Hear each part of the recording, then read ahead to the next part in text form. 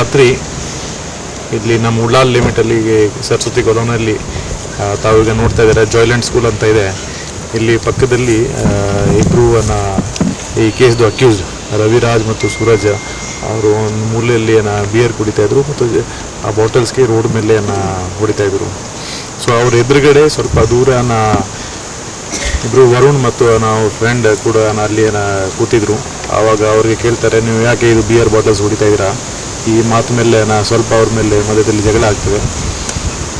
ವರುಣ್ಗೆ ಇವರು ಅಕ್ಯೂಸ್ಡ್ ಇಬ್ಬರು ಇದು ರವಿರಾಜ್ ಮತ್ತು ಸೂರಜ್ ಒಂದು ಸ್ಟೆಪ್ ಮಾಡ್ತಾರೆ ಚಾಕುವಿಂದ ಚೆಸ್ಟ್ ಹತ್ತಿರ.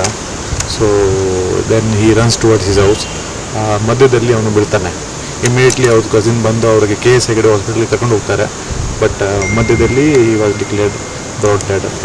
ಆರೋಪಿಗಳಿಗೆ ಹಿಂದೆ ಸೊ ಈ ಇಬ್ಬರು ಆರೋಪಿಗೆ ಕೂಡಲೇ ನಮ್ಮವರು ರಾತ್ರಿ ತಪಾಸಣೆ ಮಾಡಿ ಸಿಕ್ಯೂರ್ ಮಾಡಿದ್ದಾರೆ. ಈಗ ನಾವು ಮುಂದಿನ ಪ್ರೊಸೆಸ್ ಮಾಡ್ತಾ ಇದ್ದೀವಿ.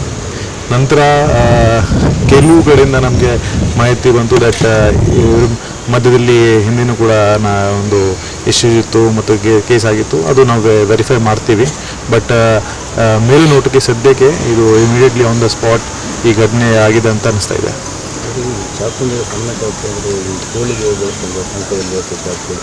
ಇದು ಹೇಳೋಕ್ಕಾಗಿ ನಾವು ತಪಾಸಣೆ ಮಾಡ್ತೀವಿ, ನೋಡೋಣ ಈಗ ಯಾವ ರೀತಿ.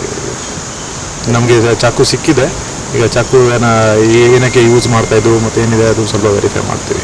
ಆರೋಪಿಗಳು ಗಾಂಜಾ ಮಾತ್ರ ಟೆಸ್ಟ್ ಮಾಡ್ತೀವಿ, ಬ್ಲಡ್ ಟೆಸ್ಟ್ ಮಾಡ್ತೀವಿ, ನೋಡೋಣ. ಅವರು ನಮ್ಮ ಮಾಹಿತಿ ಪ್ರಕಾರ ಅವರು ಲಿಕ್ಕರ್ ಕನ್ಸ್ಯೂಮ್ ಮಾಡಿದರು. ಬಟ್ ಗಾಂಜಾ ಬಗ್ಗೆ ಟೆಸ್ಟ್ ಮಾಡಿದ್ದಾರೆ.